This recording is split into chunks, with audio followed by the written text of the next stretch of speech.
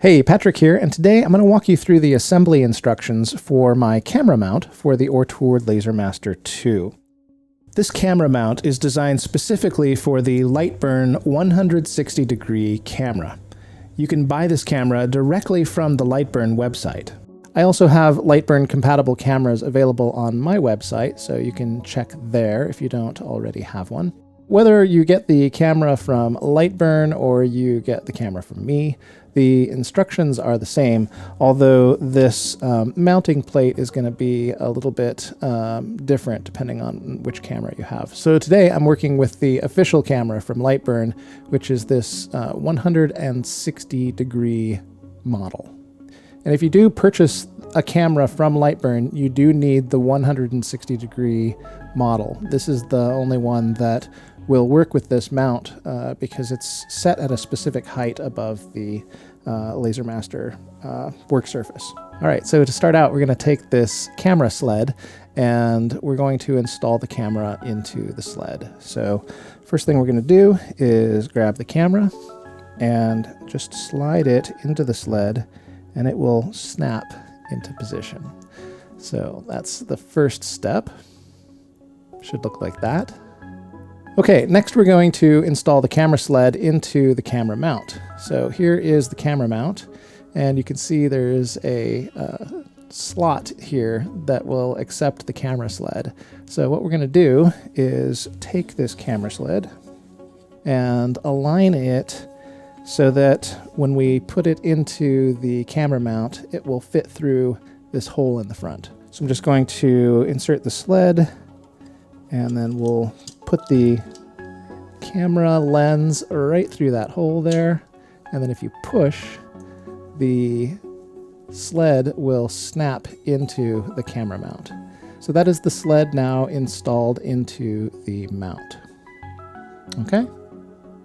The next step is to install the camera mount onto this V-slot extrusion. This is the same stuff that the Ortur Laser Master is made out of, so it should be a perfect fit for your rig. And the one thing we want to be careful of here is that one of the ends of this extrusion is tapped. So let me see if we can get a close-up of that. Make sure you install the camera mount onto this untapped side of the extrusion. You can see it has a smooth hole in the center here. That's where we're going to install the camera mount. This other side, we need to keep it open so that we can use this threaded hole on the other side. So, important to note. So we're just going to line up this camera mount over the extrusion, and you can guide the wire into this V-slot here. And we're just going to push the camera mount right onto the extrusion. You can see it slides in and all the way to the end until it stops. And at this point, just double check and make sure that the other end of this has the tapped threads available. The next thing we're going to do is take this V-slot cover, and we're going to use it to keep the wire inside the V-slot. So we're going to slide the cover onto the piece of wire, and then we're going to slide the cover into the V-slot extrusion. Okay? So this is going to keep the wire nice and secure inside the V-channel extrusion. The next step is to secure the camera mount to the extrusion using this access hole right here. For this part of the assembly, you want to make sure you're using these standard T-nuts. Most of the assembly uses these. In the kit, there is one other kind of T-nut, and it looks like this. Make sure you don't use this one. We're going to need it later, so let's just set it aside. So it just goes in from one end here, like so. And we're going to align the T-nut with the access hole, so you can see it come into position right there. So we're using this low-profile screw for this. It has this flat bottom, and that's what we want. This is the only one of these screws in the kit. You'll notice that all the other screws have this tapered head, and we want to make sure we're using this, this flat one here. So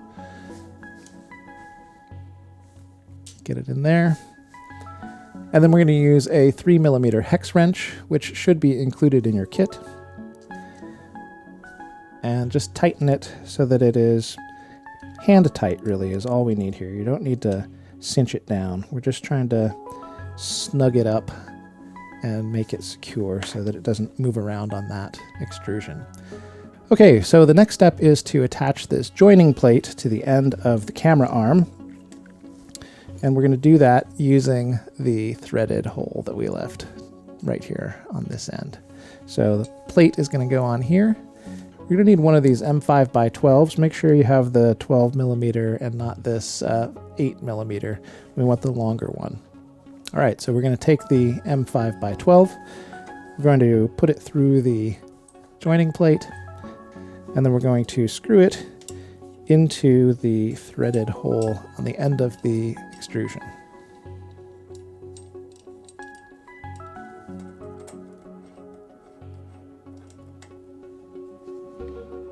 All right, and get that cinched down.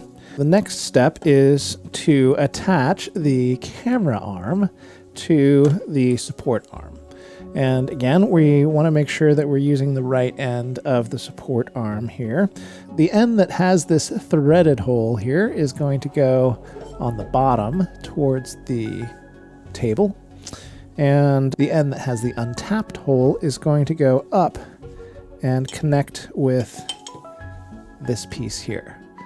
All right, so we'll take this T-nut and we will slide it into the end of the extrusion. And then we'll just take the camera arm and line them up like so.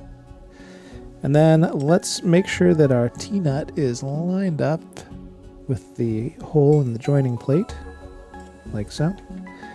And then we can just install this screw right there. All right, and this is one we want to go ahead and get this good and tight. So I'm going to use the other end of the wrench and just get a good snug fit on there.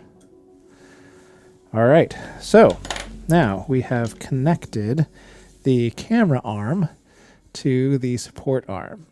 So the next thing we're going to do is install the cable cover over this cable. And let's just move this thing upright. And we're going to take the cable and we're just going to line it up with the slot here. And we'll take this cable cover and just slide it right into the extrusion.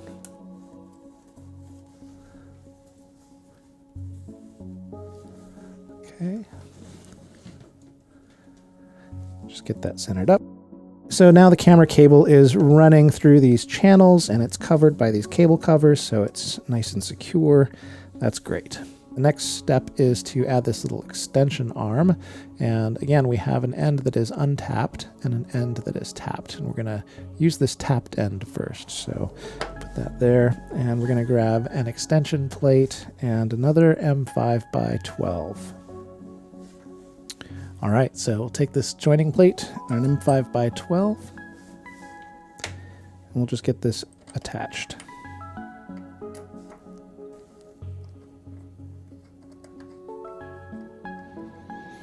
And this is another piece that we want to make sure that it is fairly snug. So let's just get that good and tight.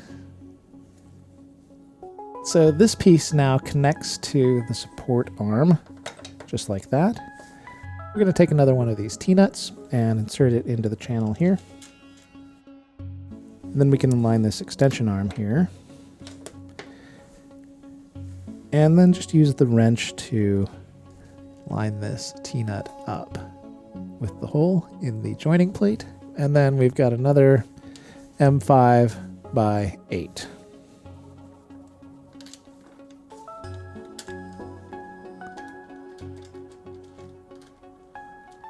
And then again, we want to make sure that this is a nice tight connection. Get that good and tight. All right, so that concludes the assembly for the camera mount itself. All we have left to do now is to attach it to the Laser Master. So let's get started on that. All right, so for this part of the assembly, we need to install a T-nut into this channel right here. We can install a T-nut into this rail without disassembling the entire frame by using this special drop-in T-nut. You can see on the back side, it's rounded, And it has this little spring-loaded piece that's going to help it stay in position once we get it installed. So we're going to take the round side and put it facing down and just drop it into the channel at kind of an angle.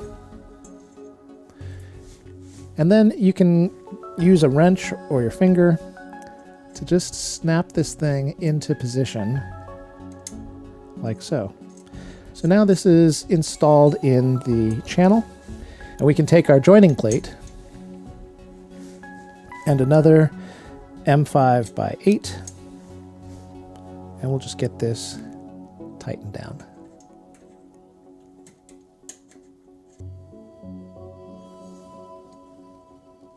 Just snug for now. We'll tighten the whole thing down once we get the mounting arm attached. All right, so now we're going to take this arm assembly and we're going to drop a T-nut right into the end here. So now we can just move this assembly into place, and we can line up that T-nut and then drop our M5 by 8 right in there and tighten it down.